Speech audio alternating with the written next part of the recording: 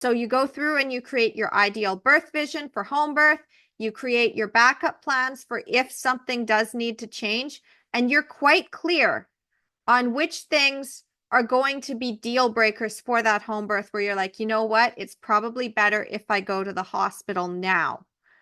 Because otherwise, what's going to happen is that other people are going to try to project their own concerns, their own fears, and talk you out of staying home in labor, especially if it's long, especially if it's start and stop, especially if it doesn't follow the typical pattern that no labor actually follows, because it was based on the idea of one person who had one hospital who had done the cervix checks and said women progress at this point in labor, and anybody who doesn't gets Pitocin.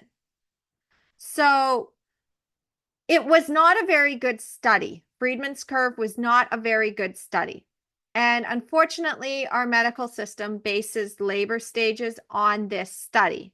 They base it on this way of practicing. And it's very efficient for the medical system because they have a bottom line. It is not helpful if you are planning to have a true natural birth.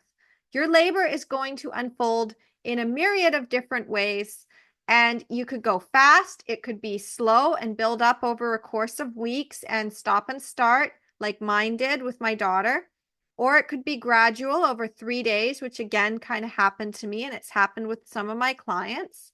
Or it could be something that's like just slowly building over the course of hours, but you get lots of sleep in between, even when you're pushing, like my client Rebecca, who you can read about inside Your Empowered Birth.